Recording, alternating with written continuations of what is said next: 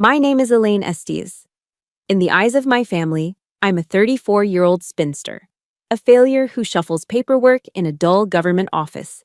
They have no idea that my real job is deciding who lives and who dies from a top-secret tactical operations center for Homeland Security.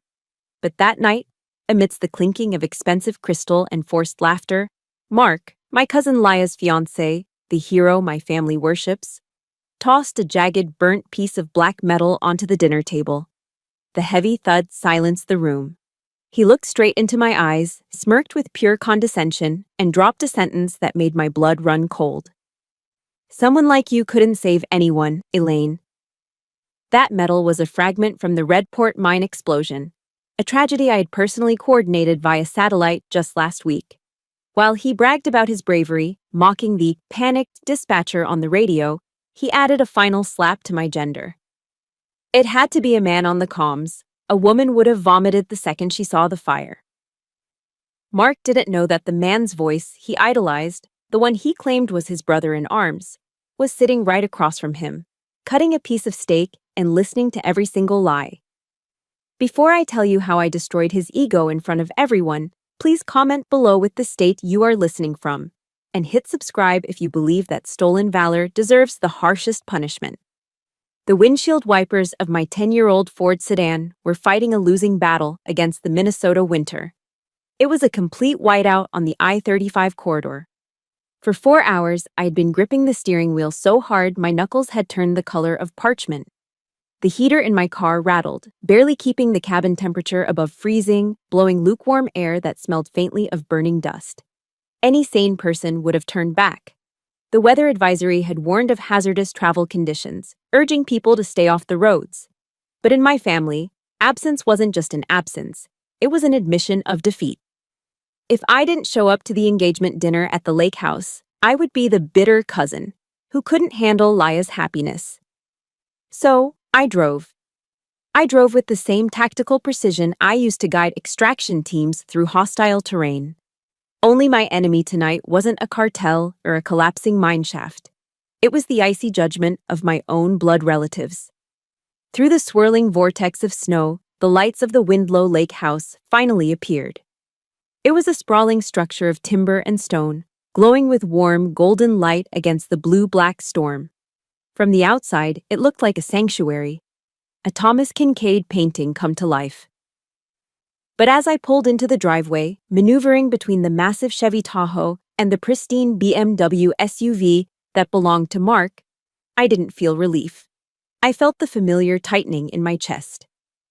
That house wasn't a sanctuary, it was a lion's den, and I was walking in without armor. I checked my reflection in the rearview mirror. My eyes, sharp, dark, and tired, stared back. I practiced my civilian face. I relaxed my jaw, softened the gaze that usually scanned for exit routes and threat vectors. Just be Elaine, I told myself. Just be the boring office clerk. I grabbed the bottle of wine from the passenger seat and stepped out. The wind hit me like a physical blow, cutting through my wool coat. I trudged up the walkway, the snow crunching loudly under my boots. When I opened the heavy oak front door, the wall of heat and noise hit me instantly. The smell of roasting rosemary potatoes and expensive perfume filled the entryway. Laughter rang out from the living room.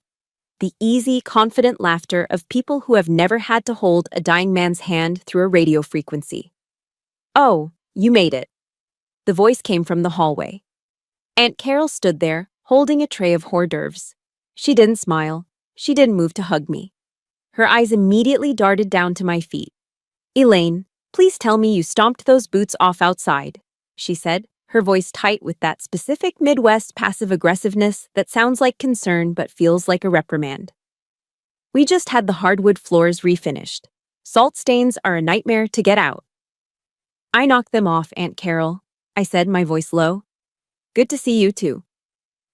She didn't catch the sarcasm, or maybe she just chose to ignore it. She turned her back to me, walking toward the kitchen. "Well, don't just stand there letting the heat out. Close the door." I closed the door, shutting out the storm. But the chill inside was far worse. I took off my coat, hanging it on a crowded rack where it was immediately swallowed by furs and designer trenches.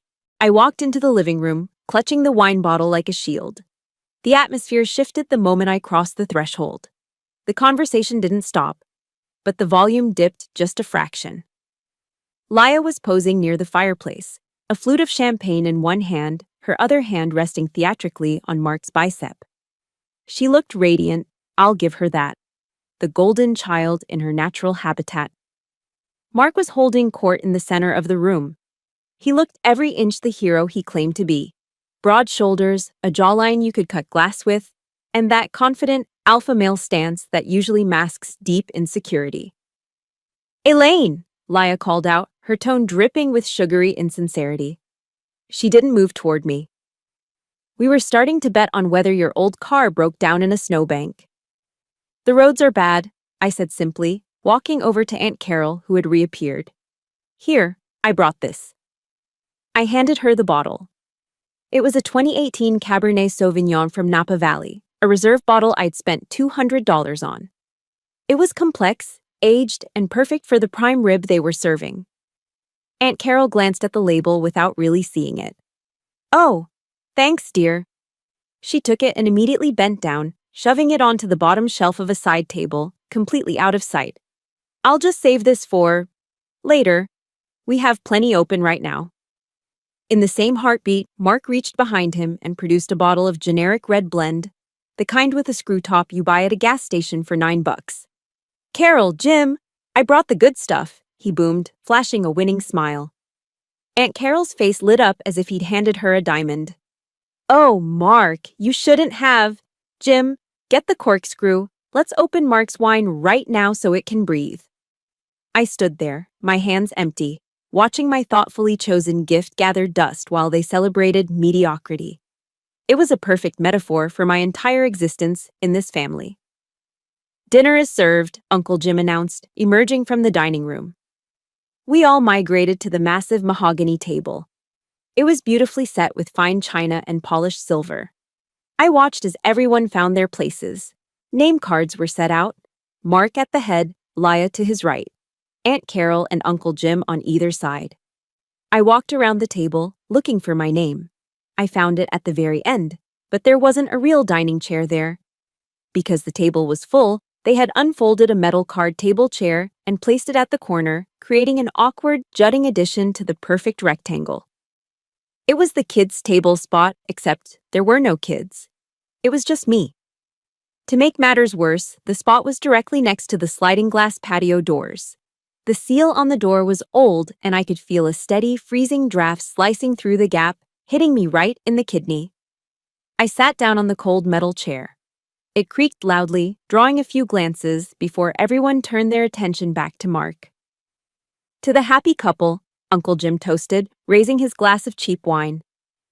"To the hero," Aunt Carol chimed in, beaming at Mark. I didn't have a wine glass. They had forgotten to set one for me. I reached for the water pitcher, poured myself a glass of lukewarm tap water, and raised it silently. From my cold corner, shivering slightly as the blizzard howled against the glass inches from my arm, I watched them. I watched Mark preen. I watched Laya gloat. I activated my training. I stopped being the cousin. I became the operator. I began to observe the exits, the body language, and the lies. If they wanted me to be invisible, fine. But they forgot one thing about invisible things. You never see them coming until it's too late.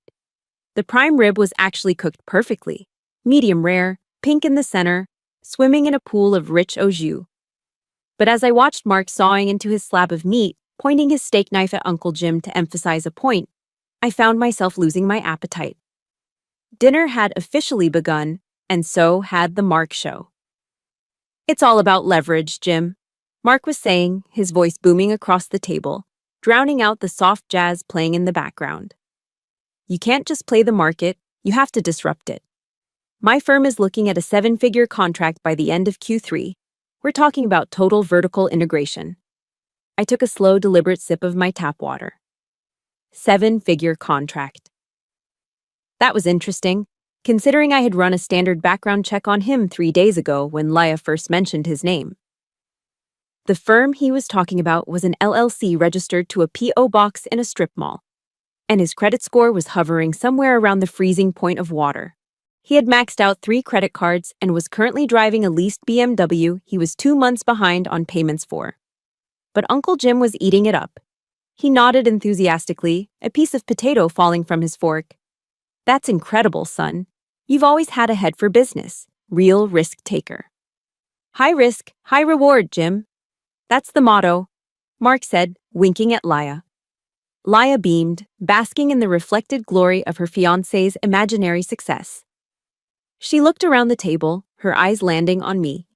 Her smile didn't fade, but it sharpened. It was the look of a predator who just spotted a wounded gazelle. She needed to elevate Mark even higher, and the easiest way to do that was to stand on my neck. "Speaking of work," Laya chirped, her voice pitching up an octave. "Elaine, how are things at— where is it again? The Department of Agriculture?" "Homeland Security," I corrected quietly, cutting a small piece of meat. "Administration." Right, administration," she giggled, waving her hand dismissively. "I heard from Mom that you had a terrible week. Didn't the big Xerox machine on the 3rd floor break down again? Mom said you were just so stressed out about a paper jam." The table went quiet. All eyes turned to me. Mark smirked, leaning back in his chair, twirling his wine glass. Aunt Carol sighed, a sound filled with theatrical pity. "Oh, honey, that sounds frustrating. But you know, not everyone is built for the high-pressure world like Mark. Some people just need a quiet, steady pace. It's good that you know your limits, Elaine. Stress can be so bad for your complexion." My hand paused mid-air. Stress? They thought I was stressed about a paper jam. My mind flashed back to exactly 1 week ago, Tuesday. 02 hours, Chicago. I wasn't standing in front of a photocopier. I was in the Tactical Command Center, staring at 6 monitors streaming live feeds from body cameras. I was the primary operator for a joint task force raid on a warehouse suspected of housing a chemical weapon stockpile. "Alpha Team, hold position," I had commanded, my voice steady in the earpieces of 12 men stacking up against a steel door. "Breach in 3, 2, 1. On my screen, a flashbang detonated. White light, smoke, screaming. Gunfire erupted, short, controlled bursts. My heart rate monitor showed I was sitting at 62 beats per minute. Calm, cold, calculated. Officer down, a voice crackled over the comms. "Stabilize him, Bravo team. Alpha, push left, clear the fatal funnel." "Do not stop," I ordered, simultaneously coordinating a medevac chopper and rerouting local police units to set a perimeter. I held the lives of 20 men in my hands. I guided them through the smoke, calling out targets, watching their backs from the sky. I didn't blink for 45 minutes. That was stress. The memory faded, and I was back in the dining room. The smell of gun smoke was replaced by the scent of roasted garlic. The screaming was replaced by Laya's light, mocking laughter. "So?" Laya pressed, leaning forward. "Did you get the paper jam fixed, or did you have to call IT?" I looked at her, really looked at her. I saw the insecurity behind the heavy makeup. I saw the desperation to be better than me. "I managed, Laya," I said, my voice low and even. "I enjoy working with machines. They're predictable." I turned my gaze to Mark. He was looking at me with a mixture of boredom and amusement, like I was a bug he was about to squash. "Besides," I added, holding his gaze just a second too long, "at least the photocopier doesn't lie about its performance." The silence that followed was heavy. Uncle Jim frowned, confused. Aunt Carol blinked rapidly.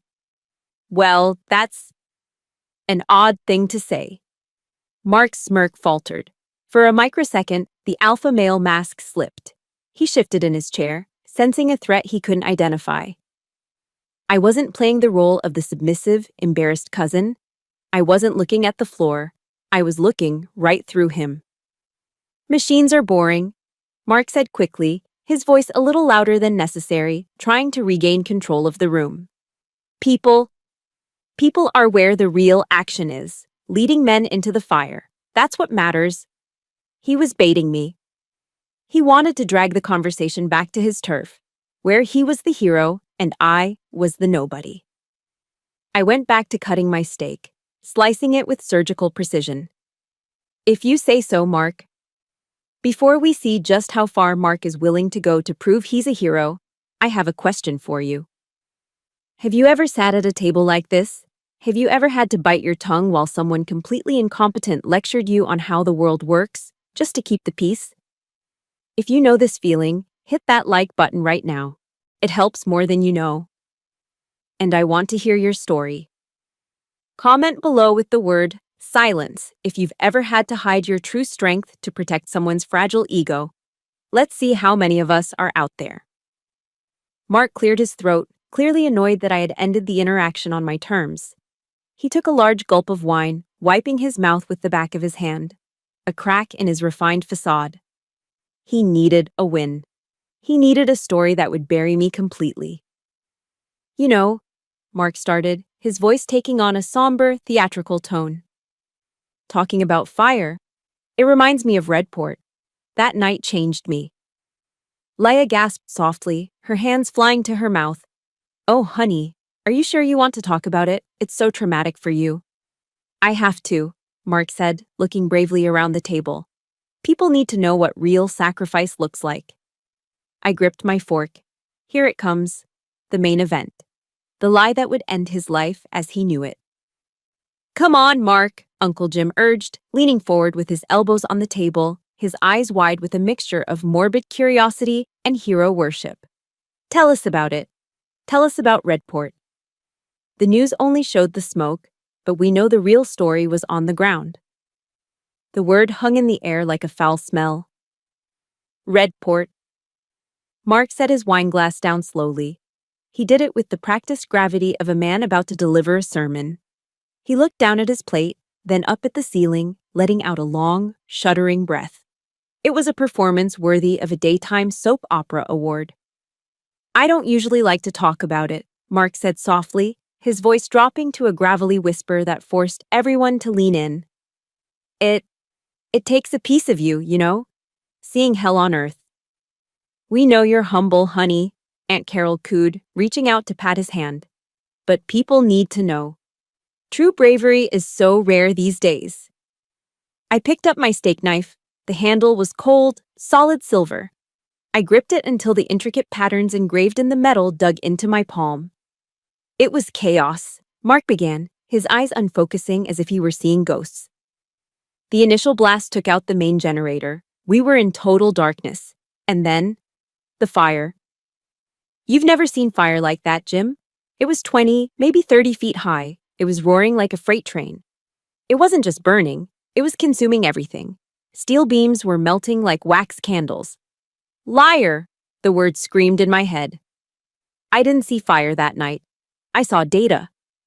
My mind instantly superimposed the memory over the dining room table. The warm yellow light of the chandelier vanished, replaced by the cool blue glow of the Tactical Operations Center, TOC, in DC. I remembered the screen. It was a high-resolution thermal feed from a Predator drone circling at 20,000 feet.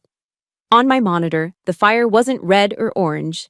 It was a bloom of blinding white saturation against the gray background of the industrial park. And Mark's team? They weren't heroes charging into the inferno. They were 6 tiny, distinct heat signatures huddled together in the loading dock B, completely stationary. They looked like frightened mice paralyzed by a snake. The heat was so intense it singed my eyebrows off through the mask, Mark continued, gesturing wildly. But I knew we had civilians trapped in Sector 4. My guys, they were hesitating. I don't blame them. It looked like a suicide mission. But I looked at them and said, not on my watch. I led the charge. I took a bite of potato, but it tasted like ash. You didn't lead anything, I thought, the memory sharp and violent. On the thermal feed, I had watched Delta 9, Mark's unit, start to break formation. They were scattering. 2 of the heat signatures were actually moving toward the secondary chemical tanks, the ones containing liquid chlorine. If those tanks breached, the gas would turn their lungs into liquid in seconds. Delta 9, hold position, I had screamed into my headset that night, my voice cutting through the static. You are moving into a hazmat kill zone. Turn around, Now. But at the dinner table, Mark was painting a different picture. I couldn't see anything, Mark said, shaking his head dramatically. The smoke was so thick you couldn't see your hand in front of your face, but I had this feeling. Call it instinct, call it a gut check. I just knew the way out. I felt a draft on my left cheek, and I knew that was the fresh air. I grabbed the rookie by his vest, and I dragged him. I navigated that maze by pure instinct, Jim. I swallowed the bile rising in my throat. Instinct. If he had followed his instinct, he and his entire team would be dead bodies in body bags right now. I remembered the schematics overlay on my second monitor. I had the blueprints of the Redport facility open. I saw what he couldn't see. The draft he felt wasn't fresh air. It was the intake from the ventilation system that was sucking the fire directly into the hallway he was trying to enter. Delta 9, do not go left, I had commanded, my voice dropping into that specific register we're trained to use, the voice of God tone that overrides panic. The corridor to your left is structurally compromised. The roof is collapsing in 10 seconds. Hard right. Go right, 30 meters to the service hatch. I watched on the screen as the heat signatures paused, confused, terrified. And then, slowly, they turned right. 4 seconds later, the thermal bloom on the left expanded violently as the roof collapsed exactly where Mark had wanted to go with his gut feeling. I saved his life. Me. The office clerk, sitting across from him. But the worst part, Mark said, his voice cracking with emotion, was the silence. He took a long drink of wine, letting the suspense build. Laya was squeezing his arm, tears welling up in her eyes. Even Uncle Jim looked somber. What do you mean, silence? Laya whispered. The comms, Mark said, shaking his head. About 10 minutes in, right when things got really bad, the radio went dead. Command center lost the signal. The satellite link was severed by the atmospheric interference from the chemical fire. I stopped chewing. I stared at him. This was a bold one. This was a lie that could be easily fact-checked if anyone at this table had a brain cell dedicated to critical thinking. Total radio silence, Mark emphasized, looking haunted. I was pressing the talk button, screaming for backup, but there was nothing. Just static. I realized then that no one was coming to save us. No one was watching. I was the commander, the navigator, and the savior. I had to make the call to blow the blast doors myself, with zero intel. My grip on the silver knife tightened so hard my hand began to shake. The comms never went down. Not for a second. The DHS satellite link is military-grade, encrypted, and redundant. We don't lose signal because of smoke. I heard everything. I heard him hyperventilating. I heard him sobbing. I heard him say, and I quote, "Oh God, oh Jesus, I don't want to die, Mom. I'm sorry." I was the one who stayed on the line. I was the one who kept talking to him, my voice steady as a metronome, counting down the meters, telling him exactly where to place his feet. I was the one who authorized the remote detonation of the blast doors because his hands were shaking too much to punch in the keypad code. You must have felt so alone, Aunt Carol whispered, wiping a tear from her cheek. My God, Mark. To have the courage to lead when the world has abandoned you. That's what makes a true man. It was hard, Mark admitted, bowing his head modestly. But when the radio died, I found my own voice. I looked at the piece of black metal sitting on the table, the souvenir he had thrown down earlier. He claimed it was a trophy of his leadership. In reality, it was a piece of debris from the door I opened for him. He wasn't just stealing valor, he was erasing me. He was taking the most intense, professional, life-saving performance of my career and turning it into a campfire ghost story where he was the knight and I didn't even exist. Well, Uncle Jim said, raising his glass again, to Mark, the man who doesn't need a command center to tell him how to be a hero. To Mark, everyone chorused. I didn't raise my glass of water. I couldn't. If I moved my hand, I might have thrown the steak knife right into the drywall next to his head. Mark basked in the praise, his ego fully inflated. But he wasn't done. He had to twist the knife one more time. He looked at me, a strange patronizing glint in his eye. You know, he said, pointing his fork at me, Whatever guy was on the radio before the signal cut out, he was good. For the first few minutes anyway, sounded like an old salt, probably a Vietnam vet or something. Deep voice, gritty. My heart stopped. He remembered the voice, but his misogynistic brain had rewritten the audio files in his memory. A man? Laya asked. How do you know? Oh, you can tell, Mark laughed, leaning back. There's a certain authority, a weight. You don't get that kind of steel in a woman's voice. It's biology. The table chuckled. I looked at him, and for the first time that night, a cold, terrifying calm washed over me. The anger didn't leave, it just froze into something sharp and deadly. So, you think I'm an old man, Mark? I thought, my internal voice matching the pitch and timbre of the operator he worshipped. Let's see how you handle meeting him. He was a ghost, Mark said, leaning back in his chair, swirling the cheap red wine in his glass as if it were a 50-year-old scotch. That's the only way I can describe him. A ghost in the machine. The dinner table was captivated. Even the wind howling against the sliding glass door seemed to fade into the background, drowned out by the sheer gravitational pull of Mark's fabrication. Tell us about him, Laya urged, her eyes wide, chin resting on her hands. She looked like a child listening to a bedtime story, completely oblivious to the fact that the dragon in the story was sitting right next to her, and the knight she was swooning over was the damsel in distress. Well, Mark began, narrowing his eyes as if scanning a distant horizon. Like I said, the signal was choppy before it cut out completely. But this guy, he didn't panic. Not for a second.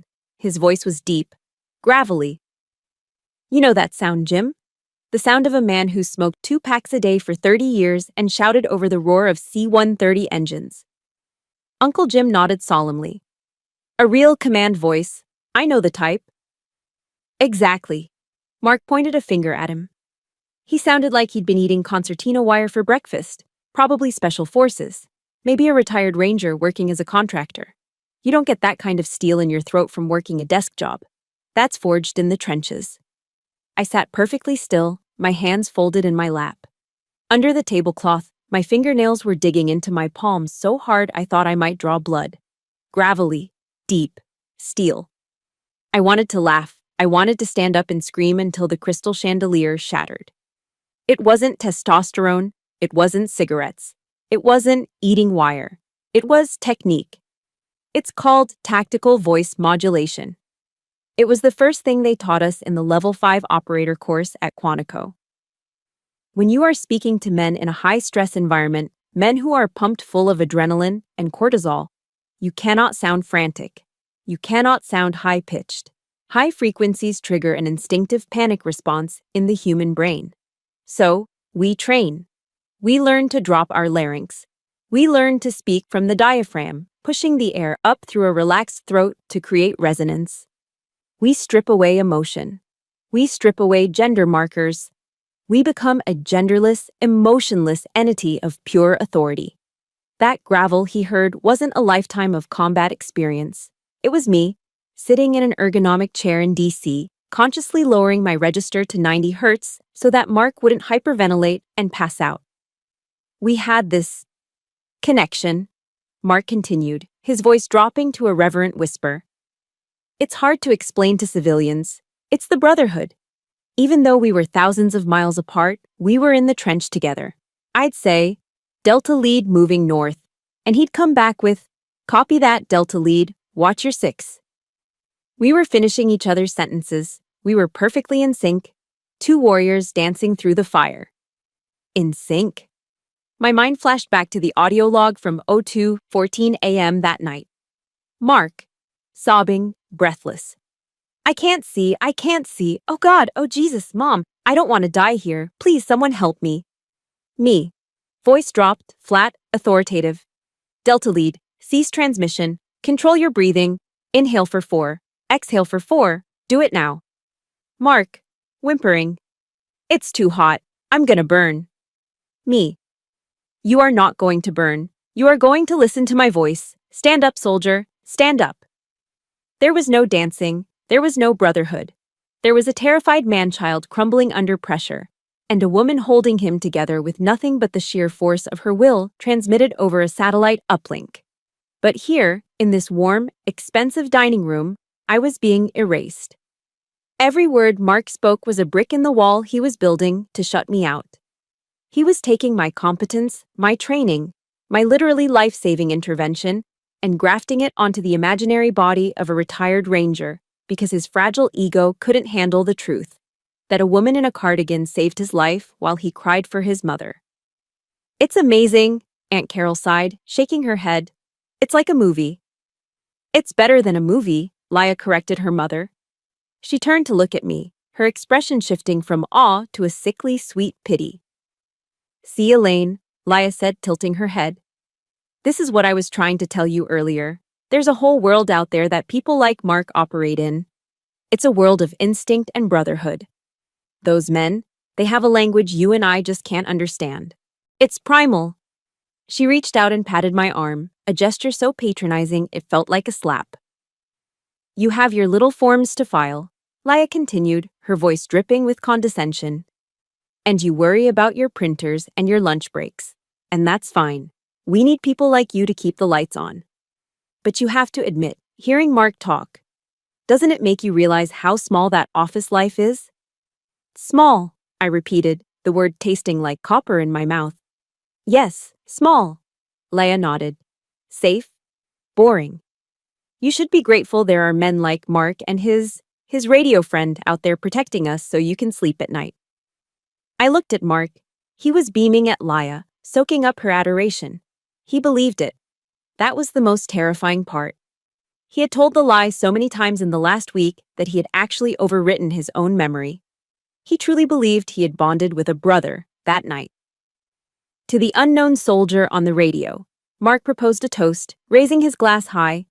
"Wherever he is tonight, I hope he's enjoying a stiff drink and a cigar. He earned it."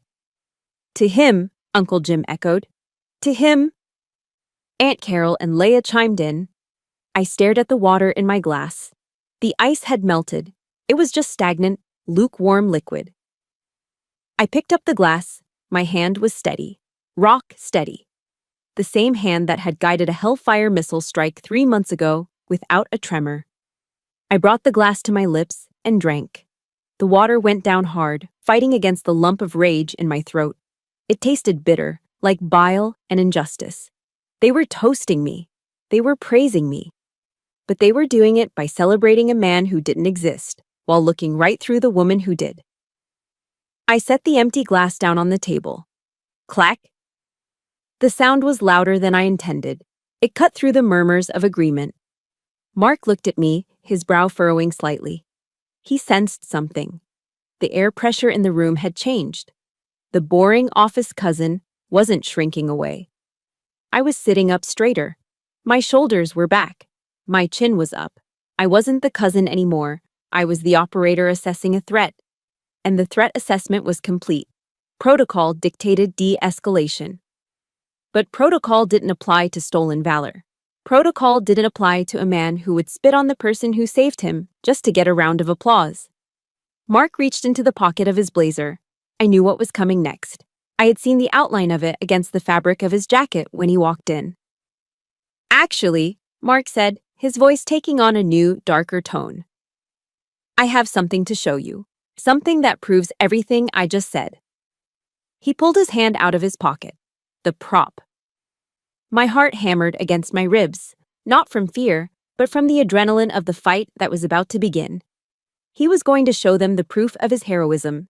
He had no idea he was about to put the smoking gun of his cowardice right on the dinner table. Mark's hand emerged from his blazer pocket. He wasn't holding a medal. He wasn't holding a photo. He was gripping a jagged, twisted lump of black material that looked like it had been chewed up and spit out by a dragon. "You want to know what real pressure feels like?" Mark asked, his voice low and dangerous. He didn't hand it to me. He didn't place it gently on the table. He tossed it. Thud.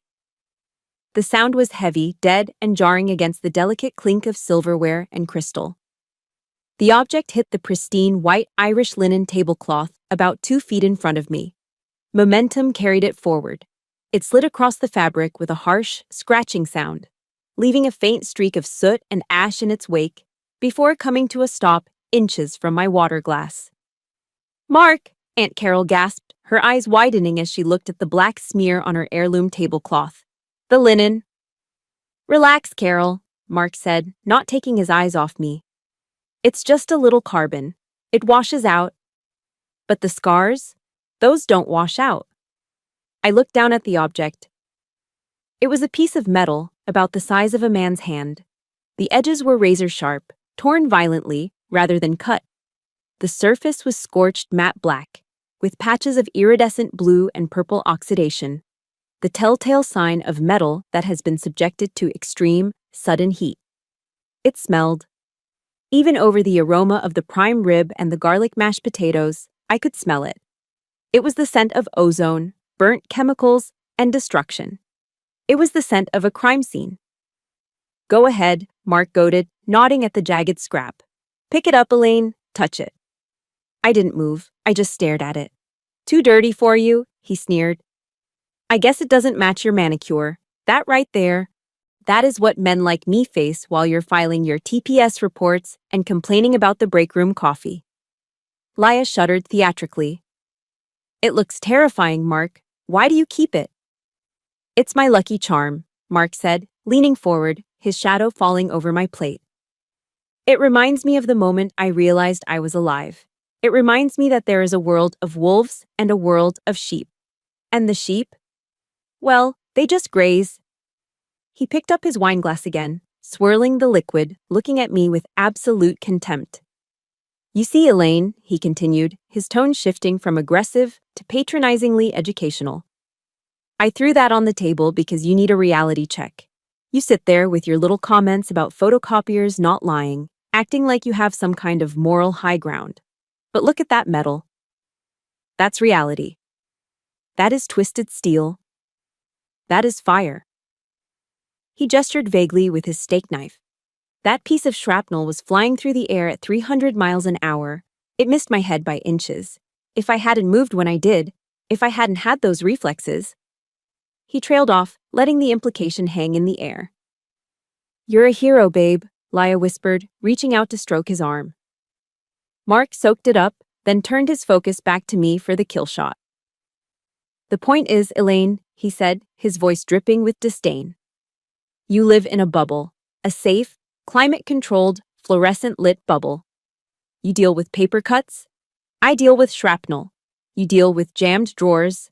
I deal with jammed exits in a burning inferno." He leaned in closer, his eyes locking onto mine. "So don't sit there and judge me," he hissed. "Because when the chips are down, when the fire starts, someone like you couldn't save anyone. You'd freeze, you'd panic, you'd be dead weight. Someone like you couldn't save anyone." The words hung in the air, heavier than the metal on the table. I looked at Aunt Carol. She was busy trying to discreetly rub the soot mark off the tablecloth with her thumb, avoiding my eyes. Uncle Jim was nodding in agreement with Mark's assessment of my uselessness. Laya was looking at me with that smirk, that triumphant, pitying smirk that said, "Finally, you know your place." My hand moved. Slowly, deliberately, I reached out. "Careful," Mark warned with a laugh. "It's sharp. Don't cut your soft hands." I ignored him. My fingers closed around the cold, rough metal. I lifted it. It was heavy, high-grade industrial steel alloy. I turned it over in my hand, inspecting it not with the awe of a civilian, but with the forensic eye of a level 5 operator. I saw the shear pattern on the edge. The metal hadn't just been torn, it had been sheared by a localized, high-velocity pressure wave. I saw the microscopic pitting on the surface. That wasn't just fire damage, that was chemical corrosion accelerated by heat, chlorine gas reaction. And then, I saw it. On the underside, partially obscured by soot but still legible to anyone who knew what to look for, was a partial serial number stamped into the steel. LB3 Elkin Soy. My heart didn't speed up, it slowed down. The world seemed to sharpen into crystal clarity. LB3 LK.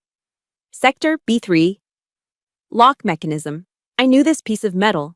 I knew it intimately. At 2:18 a.m. that night, Mark had been screaming that the door was jammed. He was pulling on the handle of the Sector B3 blast door, panic making him useless. He was trapped. The fire was behind him. The gas was rising. I was the one who pulled up the schematics. I was the one who realized the manual override was melted. I was the one who accessed the facility's remote failsafe system. I remembered my command clearly. Delta Lead, get clear of the door. Move back 5 meters. I'm initiating a remote blowout of the locking bolts. Fire in the hole. I had typed the command sequence. I had pressed execute. The shaped charges built into the frame specifically for emergency egress had detonated. The locking bolts were sheared off instantly. The door swung open, this jagged, ugly lump of metal in my hand. This wasn't shrapnel that missed his head by inches. This wasn't a symbol of his reflexes. This was the locking bolt I had blown up to save his miserable life. He was carrying around a piece of my work. He was carrying around the physical evidence of his own helplessness and my competence, and he was too stupid to even know what it was. Well? Mark asked, impatient with my silence. Heavy, isn't it? Does it feel real enough for you? I looked up from the metal. I looked at Mark. For the first time all night, I didn't feel the urge to defend myself. I didn't feel the need to explain my job. I felt something much colder. I felt the hunter's instinct when the prey steps into the trap. It is heavy, I said softly, running my thumb over the jagged edge. And very specific. What's that supposed to mean? Mark frowned. It means, I said, setting the metal back down on the table with a precise, deliberate click, that this doesn't look like accidental debris, Mark. The shearing on the edge, it looks almost engineered, like a controlled demolition. Mark scoffed, waving his hand. What would you know about demolition, Elaine? Stick to your spreadsheets. That's chaos you're looking at. Pure chaos. If you say so, I murmured. But he wasn't done. He had established his dominance with the prop, and now he needed to twist the knife one last time. He needed to make sure I was completely humiliated, not just professionally, but fundamentally. He sat back, crossing his arms, a wicked grin spreading across his face. You know, he said, glancing at Uncle Jim and then back at me. It's a good thing that voice on the radio was a man, because honestly, if it had been a woman, we probably wouldn't have made it out. The air in the room seemed to vanish. Why is that? Laya asked, playing her part perfectly. Mark shrugged. Biology, babe, like I said. A woman would have seen that fire, heard us screaming. She would have cracked. She would have been puking all over her console. Women are great at nurturing, sure. But when it comes to the abyss, they just don't have the stomach for it. He looked at me, waiting for me to cry, waiting for me to run away. No offense, Elaine, he added with a wink. Just stating facts. I looked at the burnt metal. I looked at his smug face, and I decided. The invisible child was about to speak. It's nothing personal, Elaine, Mark said, leaning back in his chair with the casual arrogance of a man who believes he is teaching a class to slow learners.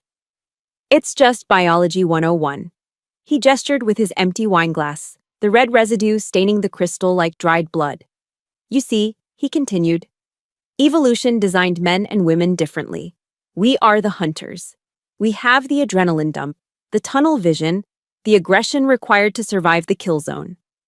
Women, you're designed to protect the nest, to nurture. It's a beautiful thing, really. But you put a nurturer in a meat grinder, the system crashes. I sat frozen. Not from fear, but from the sheer audacity of his ignorance. Take that night at Redport, Mark said, pointing a finger at the ceiling as if recalling a divine revelation. When that first tank ruptured, I saw a guy, one of the factory workers, stumble out with half his face melted off. It was gruesome. I mean, proper horror movie stuff. And you know what happened to my stomach? Nothing. Steel. He tapped his midsection proudly.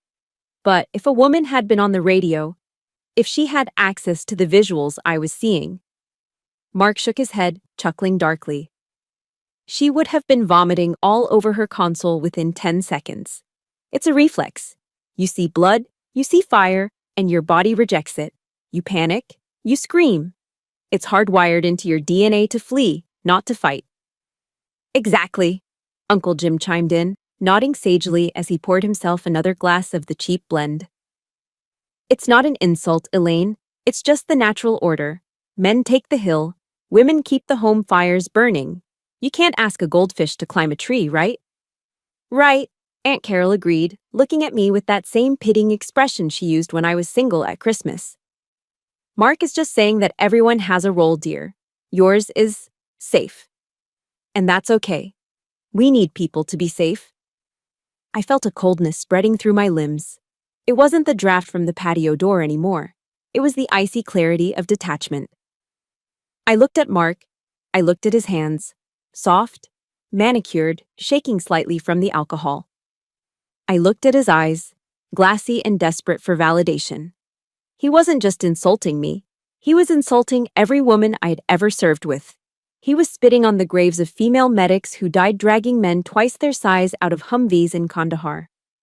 He was mocking the female pilots who rained hellfire down on insurgent positions while he was probably playing Call of Duty in his fraternity house. But the worst cut was yet to come. Laya, sensing that I was cornered, decided to deliver the coup de grace. She didn't want to be left out of the bashing. Plus, Laya giggled, twirling a lock of her blonde hair. Can you imagine Elaine in a war zone? Seriously? She looked around the table, inviting everyone to share the joke. I mean, look at her, Laya continued, gesturing at my outfit. A simple gray cardigan and slacks. Elaine, have you ever even seen real blood? I don't mean a paper cut. I mean blood. She leaned in, her eyes glinting with malice. Or is the only red thing you see all day the red ink you use to correct spelling mistakes on your memos? The table erupted. It wasn't a polite titter. It was a full-blown guffaw. Uncle Jim slapped the table. Mark threw his head back, laughing so hard he nearly choked on his wine. Even Aunt Carol covered her mouth to hide a smile. Red ink, Mark gasped, wiping a tear from his eye. Oh, that's rich, Laya. That's perfect. Red ink versus red blood. That sums it up right there. I sat there, completely still. Inside my head, the noise of their laughter faded away. It was replaced by a low, steady hum. It was the sound of my training taking over. Threat assessment. High. Target status. Hostile. Rules of engagement. Green. I remembered the blood. I remembered the arterial spray of a cartel sicario in Juarez. I remembered the dark, pooling blood of a hostage in Yemen. I remembered the blood of my own instructor during a live fire exercise gone wrong. I had seen more blood before I was 25 than everyone at this table combined would see in 10 lifetimes. I had smelled it. I had waded through it. I had washed it out of my hair in a cold shower on a base in the middle of nowhere, watching the water turn pink and swirling down the drain. And here was Laya, a woman whose biggest crisis this year was a chipped nail, asking me if I knew what red looked like. My heart rate, which had spiked briefly during the initial insult, began to drop. 100 BPM, 80 BPM, 60 BPM, 55 BPM. I entered the zone. It's a state of mind every operator knows. The world slows down. Emotions, anger, sadness, embarrassment are boxed up and shoved into a mental locker to be dealt with later. What remains is pure, crystalline focus. I looked at Mark. He wasn't my cousin's fiancé anymore. He was a hostile asset spreading disinformation. He was a compromised element. I looked at the jagged piece of metal on the table. The souvenir. They wanted a show. They wanted to know about the man on the radio. They wanted to talk about fire and blood. Fine. I know a lot of you listening right now are boiling with rage. I can feel it. There is nothing, absolutely nothing, more infuriating than being told you are too weak or too emotional by someone who wouldn't last 5 minutes in your shoes. If you are ready to see Elaine tear this man's ego apart piece by piece, hit that like button right now. Do it for every time you've been underestimated. And I want you to comment below. Just type one word. Respect. Type it for the women who serve, for the quiet professionals, and for anyone who has ever had to sit in silence while a fool speaks. Let's flood the comments with respect before the storm hits. The laughter at the table began to die down, trailing off into a few stray chuckles. They noticed the change. It started with Uncle Jim. He stopped laughing and frowned, looking at me with a sudden unease. Then Laya's smile faltered. I hadn't moved. I hadn't frowned. I hadn't cried. I was staring at Mark with what we call the 1,000-yard stare. It's a look that looks through you, past you, to the chaotic entropy of the universe behind you. It's the look of someone who has decided how you are going to end. Mark cleared his throat. The silence stretched out, becoming uncomfortable. The air in the room seemed to drop 10 degrees. What? Mark asked, his voice losing its bravado, shifting into defensiveness. Cat got your tongue, Elaine, or did the thought of all that blood make you faint? I slowly reached out and picked up my knife and fork. I didn't pick them up to eat. I held them for a second, feeling the weight, and then I set them down on the edge of my plate. Clang. The sound was sharp, deliberate, and final. It sounded like the bolt of a rifle sliding home. I lifted my head. I didn't blink. You mentioned the radio, Mark, I said. My voice was different. It wasn't the soft, polite voice of Elaine, the office clerk. It was deeper, resonant, controlled from the diaphragm. It carried a weight that vibrated the water in the glasses. You said the voice was a man, I continued, locking eyes with him, because only a man could handle the fire. Yeah, Mark stammered, shifting in his seat, his eyes darting around. That's what I said. Interesting, I said. I leaned forward, crossing my arms on the table, invading his personal space from across the centerpiece. Tell me, Mark, I asked, my voice dropping to a terrifyingly calm whisper.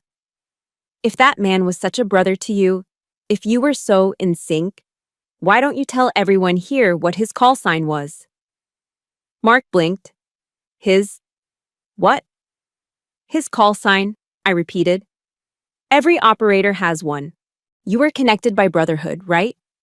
You were dancing in the fire together, so surely you remember the unit ID he used to authenticate the extraction protocol. The room was dead silent. The wind outside howled, but inside you could hear a pin drop.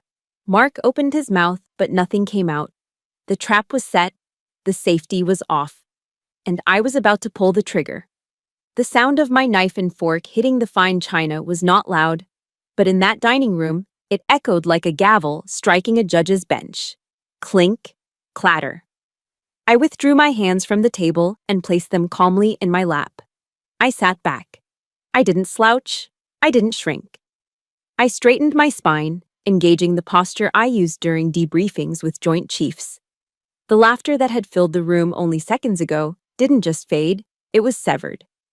It was as if someone had cut the power cord to a radio. The only sound left was the relentless howling of the Minnesota blizzard battering the sliding glass doors, a low, mournful moan that emphasized the sudden, suffocating silence inside the house. Aunt Carol blinked, her smile freezing in place, a confused rictus of forced hospitality. Uncle Jim lowered his wine glass, a drop of red liquid running down the side, staining his thumb.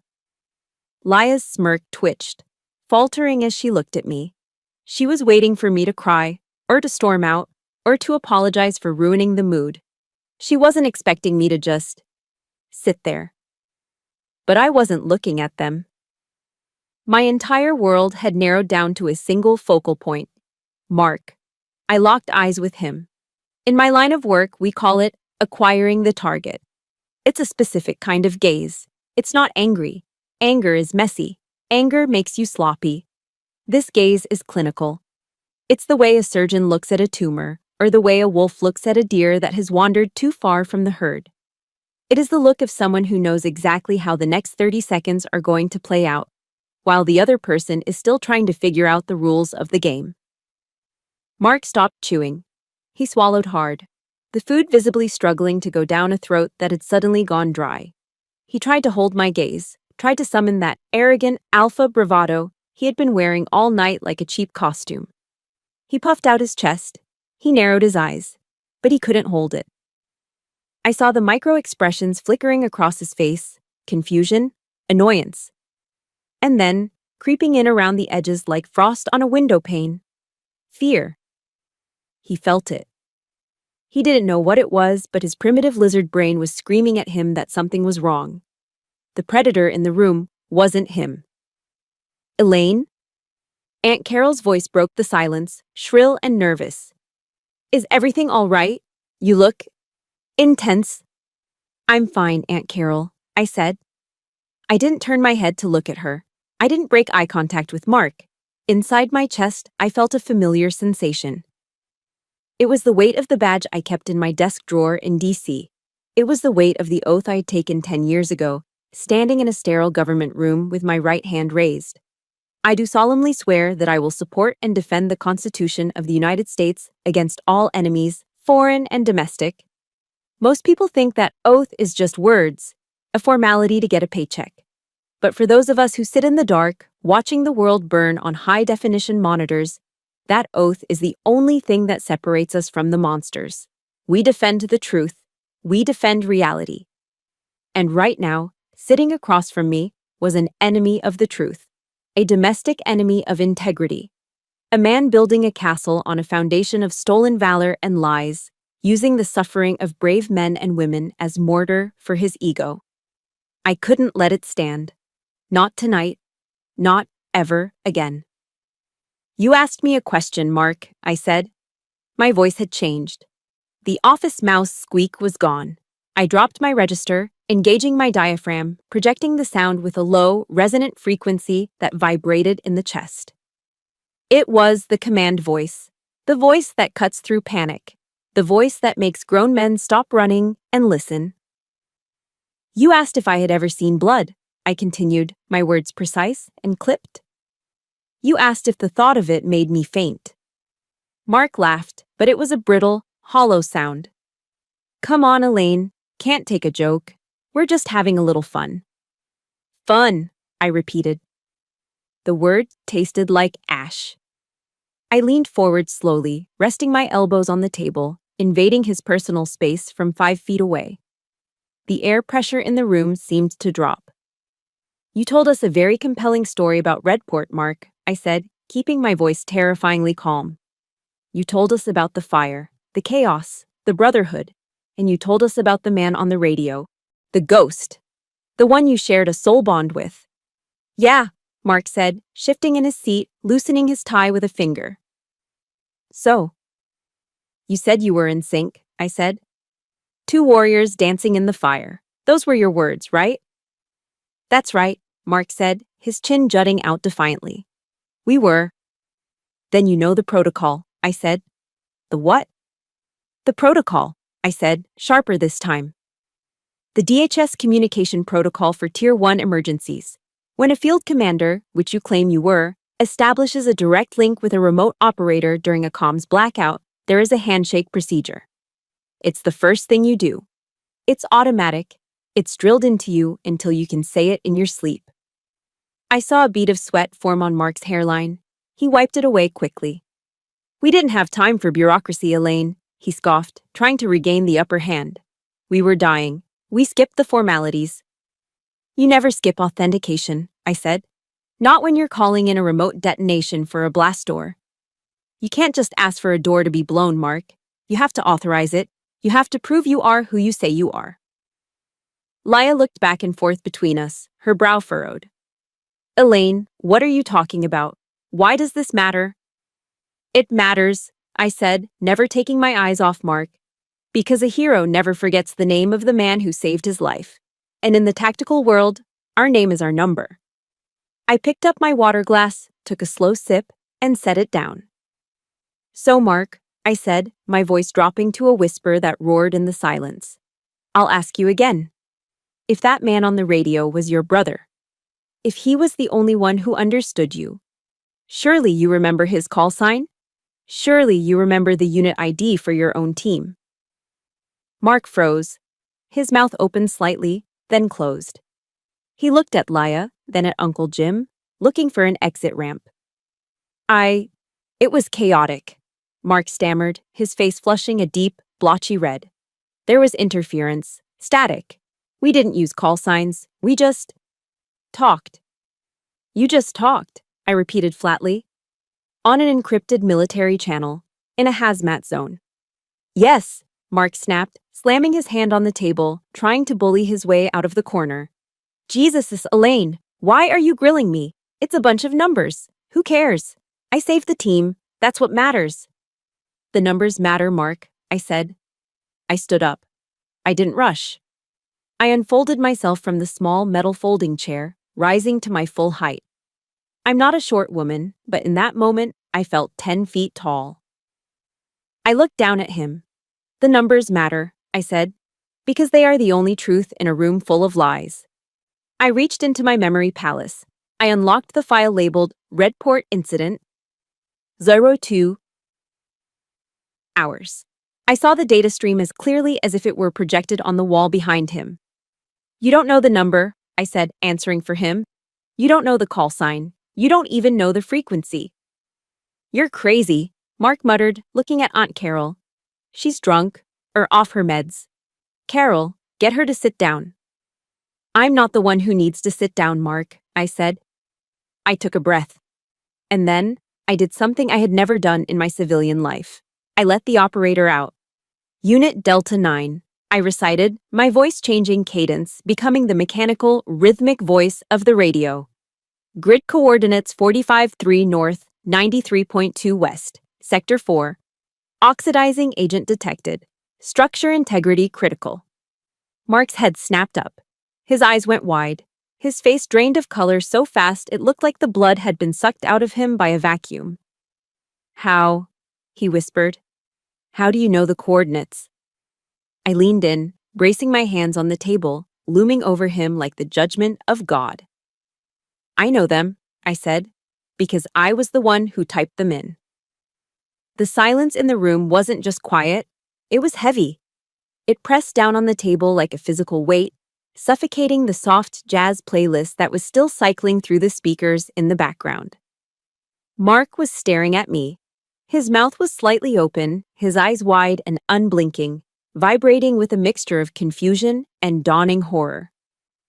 The coordinates I had just recited, 45.3 north, 93.2 west, hung in the air between us like smoke from a gunshot. I didn't keep standing over him. I had made my point. Now, it was time for the execution. Slowly, deliberately, I lowered myself back into the metal folding chair. It creaked under my weight, a sharp, ugly sound that made Aunt Carol flinch. I picked up my linen napkin, shook it out with a snap, and placed it back on my lap. Then, I picked up my knife and fork. I looked down at my prime rib.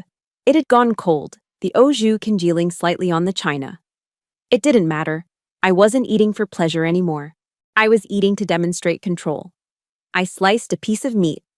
The silver knife glided through the beef. Ambient temperature, I said, my voice conversational, as if discussing the weather. 1,200 degrees Fahrenheit, rising to 1,500 near the chemical vats. Mark took a stumbling step back, his legs hitting the edge of his chair. He gripped the back of it for support. Who? He croaked, his voice cracking. Who gave you the after-action report? Did you hack my laptop? That's classified data, Elaine. That's a felony. I put the meat in my mouth. I chewed slowly, looking him dead in the eye. I swallowed. There is no after-action report that detailed, Mark, I said. You wrote the report, and I know you left out the temperature readings because you were too busy hyperventilating to check your HUD. Liar! Laya shrieked. The sudden noise made Uncle Jim jump. Laya was standing now, her face twisted in defense of her crumbling hero. You're lying. Mark is a hero.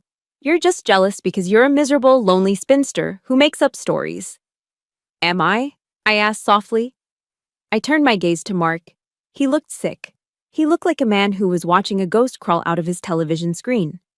Let's talk about or 2:14 a.m., I said. Mark flinched. He knew the time. Every soldier knows the time they thought they were going to die. The radio log, I continued, slicing another piece of potato. You told everyone here that the comms went down. You told them about the silence. But that's not true, is it? Shut up, Mark whispered. It was a plea, not a command. The comms were live, I said, relentless. I heard the wind. I heard the fire roaring like a jet engine. And I heard you. I leaned forward, dropping my voice to a mocking, high-pitched whimper, perfectly mimicking the sound of a terrified man crying for his life. Oh God, I can't see. My eyes, I don't want to die. Mommy, please, I'm sorry. The impersonation was brutal. It was raw. It was the sound of pure, undiluted cowardice. Aunt Carol gasped, covering her mouth with her hand. Uncle Jim looked at Mark, waiting for him to deny it, waiting for him to punch me. But Mark just stood there, gray and shaking, sweat beading on his upper lip. That's not, Mark stammered. You're making it up. And then, I said, returning to my normal voice, you froze. You were in the middle of the kill zone, Sector 4. The structural beams were groaning. The roof was coming down. You were curled up in a ball behind a forklift, sobbing into your mic. Stop it, Laya screamed, grabbing a wine bottle, as if to throw it. Stop lying. Mark said there was a man, a hero. He said a man saved him. Yes, I said. He did say that. I set my knife and fork down. I closed my eyes for a fraction of a second. I centered myself. I visualized the Tactical Operations Center. I visualized the headset pressing against my ears. I visualized the waveform on the audio monitor. I engaged the diaphragm. I dropped the larynx. I stripped away the Elaine, the niece, the cousin, the woman. I became the operator. When I opened my eyes, they were black holes. Delta 9, I said.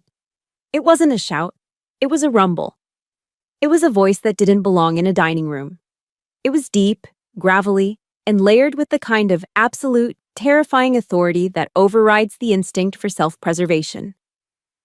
It was the voice of a 50-year-old chain-smoking colonel. It was the voice Mark had fallen in love with. Mark's head snapped up. His eyes went wide, the pupils dilating until they swallowed the irises. I continued, the voice rolling out of me like thunder. Delta 9, cease transmission. Shut your mouth and turn left immediately. Mark stopped breathing. He wasn't looking at Elaine anymore. He was hearing the ghost. Door B3 will blow in 3 seconds. Get on your feet, soldier. Move, move, move. The last word hit the room like a physical shockwave. Crash. The crystal wine glass slipped from Mark's trembling fingers. It hit the hardwood floor, the floor Aunt Carol was so worried about, and exploded. Shards of glass flew across the room. Red wine splattered onto Mark's expensive Italian shoes and up the leg of his trousers, looking for all the world like a fresh arterial bleed. But nobody looked at the mess.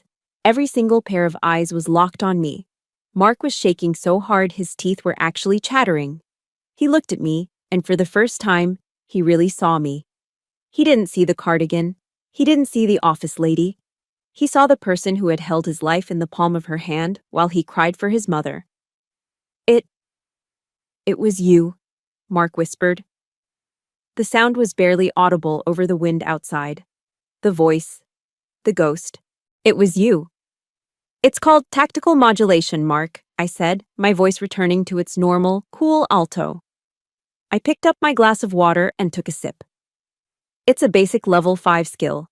We use it to calm down hysterical assets in the field. Assets who lose their nerve. Assets like you. Laya slumped back into her chair, her mouth hanging open. She looked from Mark to me and back to Mark. The hero narrative she had built her entire wedding around was dissolving in real time. You? Laya stammered, looking at her fiancé with a dawning look of revulsion. You cried for your mom? Mark didn't answer. He couldn't take his eyes off me. He looked like a man who had just realized he'd been bullying a sleeping tiger for 3 hours, and the tiger just woke up. And that piece of metal? I pointed to the jagged scrap still sitting on the tablecloth. That's the bolt from the door I blew open for you, because you were too busy crying to punch in the code. I leaned back, crossing my legs. So, I asked, looking around the silent, shattered room. Who else wants to talk about how women can't handle the fire? Mark looked like he was having a stroke. He was gripping the edge of the mahogany table so hard his knuckles were white, as if the table was the only thing tethering him to the earth. His face, usually flushed with alcohol and arrogance, was now a sickly, pale gray. He opened his mouth to speak, but no sound came out, just a dry, clicking rasp.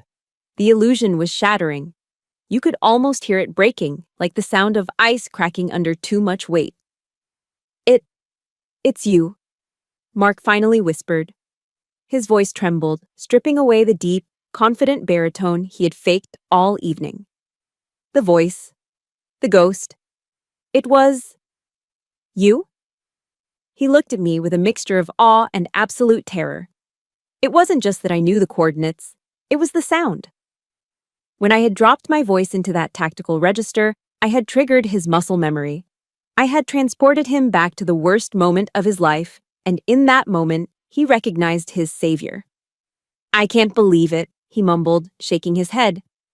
I swore it was a man, a ranger, a brother. You heard what you wanted to hear, Mark, I said, leaning back in my chair, my pulse steady. You needed a hero to validate your own delusion, so your brain invented one. But the person who walked you through that fire, the person who told you when to breathe and where to step, that was me. That was the office clerk you've been laughing at for 3 hours. No, Laya gasped. She was standing up, her hands clutching her napkin. She looked frantically between me and Mark. This isn't true. Mark, tell her she's lying. You led the team. You said you saved them. Mark didn't answer her. He couldn't even look at her. He was staring at the red wine soaking into his pants, paralyzed by the sudden, violent exposure of his own fraudulence. He didn't lead anyone, Laya, I said calmly. He followed, like a lost child. But the fire, Mark stammered, his eyes darting around the room, desperate to salvage a scrap of his dignity. The things I saw, the bodies, I told you. I told you about the stomach, about the biology. A woman couldn't handle that. You would have been sick. He was clinging to his misogyny like a life raft. It was pathetic. I let out a short, sharp laugh. It wasn't a nice laugh. Let's talk about biology, Mark, I said, since you're such an expert. I picked up my water glass again, inspecting the condensation on the rim. You made a big point earlier about how women are biologically programmed to vomit when they see trauma, I said. You said we're weak. You said we don't have the stomach for the abyss. Yeah, Mark breathed, seizing on the point. Yeah, exactly. That's why it had to be a guy. I pulled the medical logs from the triage unit this morning, I said. The color drained from his face even further, if that was possible. Standard procedure for a hazmat extraction, I explained to the room. Every member of the team is evaluated immediately. I have the EMT report for patient 0, that's you, Mark, right on my secure server. I leaned forward, my voice dropping to a conspiratorial whisper that everyone could hear. The report states that upon extraction, the subject was in a state of catatonic shock. It also notes that the subject had soiled himself. Leia made a choking sound. Uncle Jim's jaw actually dropped. And the vomiting, I continued, relentless. The report says you had aspirated vomit in your airway. You were the only one, Mark. Out of 12 men, you were the only one who threw up all over yourself. The female medic who intubated you, she was fine. She cleaned you up. I paused, letting the image sink in. So you were right, I said. Someone did vomit when they saw the fire. It just wasn't the woman on the radio. It was the hero on the ground. Oh my God, Laya whispered. She looked at Mark with a dawn of pure revulsion. It wasn't sympathy. It wasn't concern. It was disgust. She had spent months building her brand around being the future wife of a decorated hero. She had posted about it on Instagram. She had bragged to her friends. And now she was standing next to a man who pissed his pants and cried for his mommy while her cousin, the boring cousin, did the actual work. You lied to me, Laya hissed. Her voice rose to a shriek. You told me you were a warrior. You told me you carried your team out. I did. I survived, Mark pleaded, reaching for her hand. Laya slapped his hand away. Don't touch me. You're a fraud, Mark. A total fraud. She wasn't angry that he had trauma. She was angry that he had embarrassed her. She was angry that her trophy husband turned out to be a cheap plastic knockoff. Laya, please, Mark begged, looking small and broken. It was It was the fog of war. Memories get mixed up. Stop it, Laya screamed. She grabbed her purse from the chair. Just stop talking. You're humiliating me. In the corner, Aunt Carol and Uncle Jim were sitting like statues. They looked shell-shocked. They had spent the entire evening insulting me, belittling my career, and treating me like a second-class citizen in favor of this man. And now they realized that the person who saved their future son-in-law's life was the person they had put at the kids' table. Uncle Jim stared at his wine glass, unable to meet my eyes. Aunt Carol was wringing her hands, looking terrified, as if I might suddenly call in an airstrike on the kitchen. I think dinner is over, I said. I stood up. My legs felt strong. The cold draft from the patio door didn't bother me anymore. The cold was inside the room now, radiating from the shattered remains of Mark's ego. I looked at the table, specifically at the object sitting in front of my plate, the jagged black piece of metal. Mark's lucky charm. I'll take this, I said. I reached out and picked up the fragment of the Sector B3 blast door. It was heavy in my hand, cold steel. Mark flinched as I took it, as if I were stealing his soul. That's mine, he whispered weakly. It's my souvenir.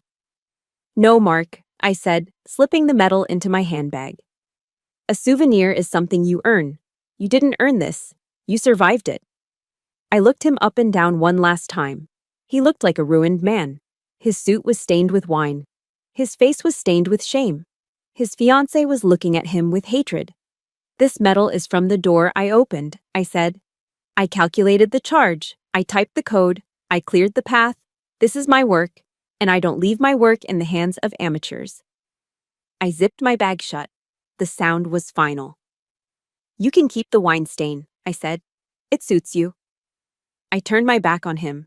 I didn't wait for a response. There was nothing left to say. The mission was accomplished. The target was neutralized. The truth had been extracted. As I walked toward the hallway to get my coat, I heard Leia start to sob. Ugly, angry tears of a narcissist who realized the spotlight had shifted. I heard Mark trying to stammer an apology to Uncle Jim. But I didn't look back. An operator never looks back at the explosion. The only sound left in the dining room was the wind. It battered against the sliding glass doors with renewed fury, a relentless, howling force that seemed determined to scrub the house clean of the lies that had just been spilled inside. I stood there for a moment, letting the silence settle. It wasn't the awkward, suffocating silence that had greeted me when I arrived 4 hours ago. This was a different kind of quiet. It was the silence of a battlefield after the artillery has stopped firing. It was the silence of total devastation.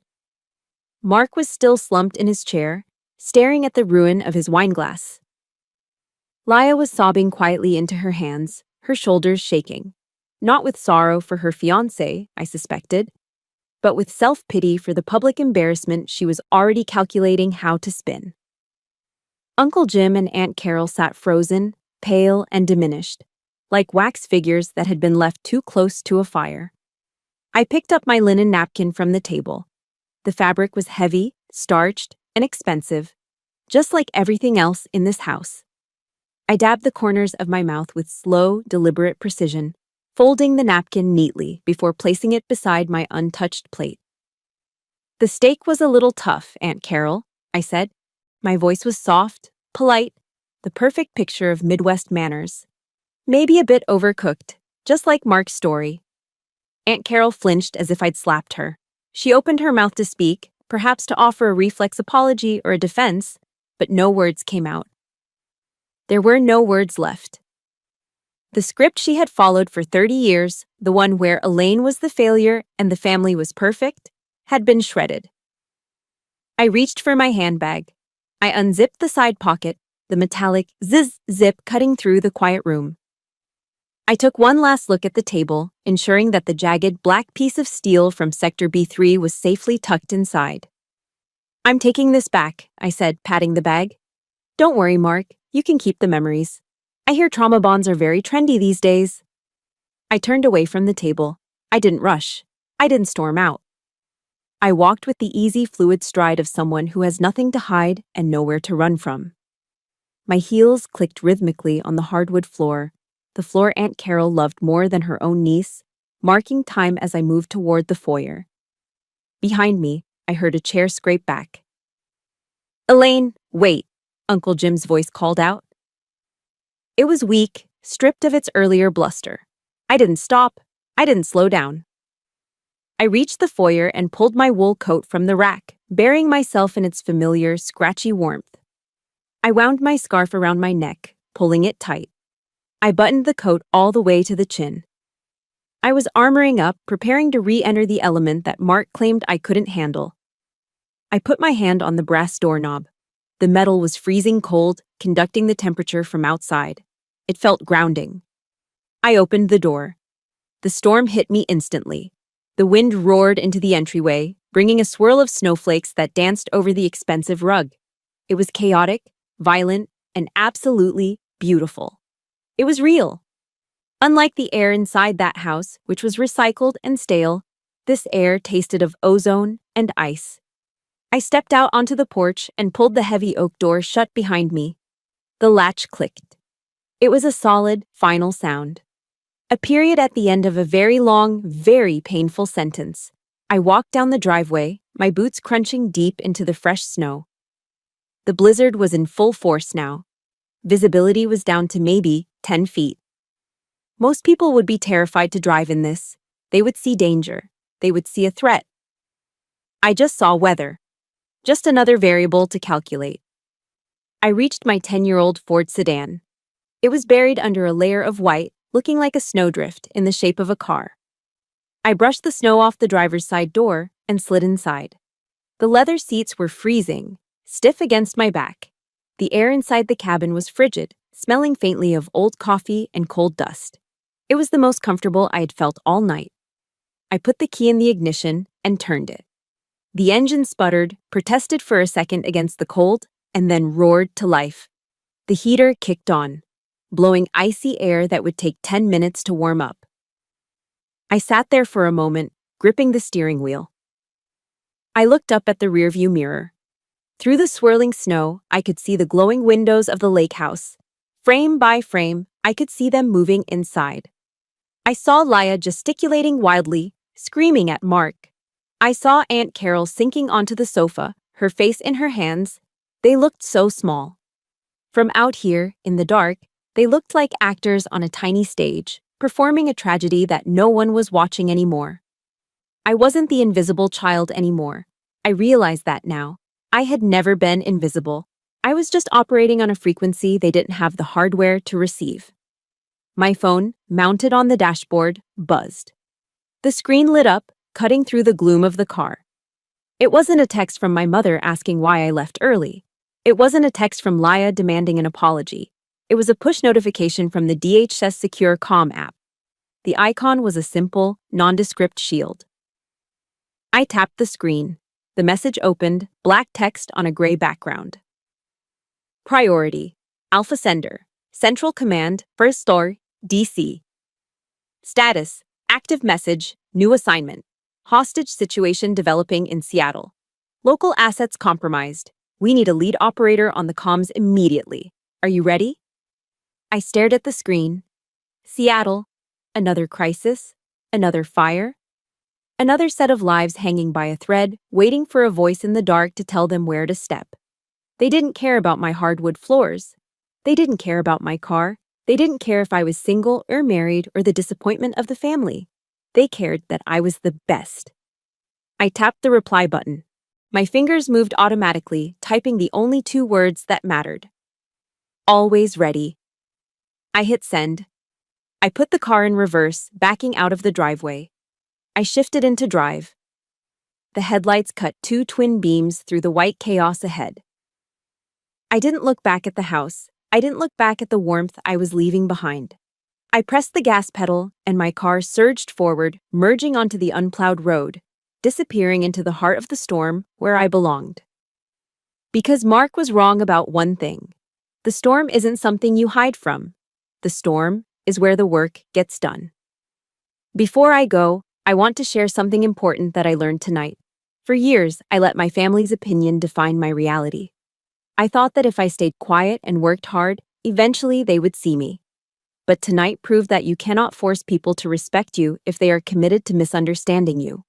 Your value does not decrease based on someone else's inability to see your worth. True strength isn't about bragging at a dinner table, it's about doing the right thing when no one is watching. If you are feeling invisible right now, remember, you don't need their applause. You just need to trust your own competence. The only validation that matters is the one you see in the mirror. Now, I want to hear from you. I know I'm not the only one who has sat at a kid's table while being the most capable person in the room. Have you ever had to cut ties with a toxic family member or a partner like Mark to save your own sanity? Share your story in the comments below. Your courage might inspire someone else to finally walk away. And if you enjoyed seeing the truth finally explode tonight, please hit that like button and subscribe to the channel. Help us build a community where the quiet warriors finally get a voice. Stay safe, stay strong, and I'll see you on the next mission.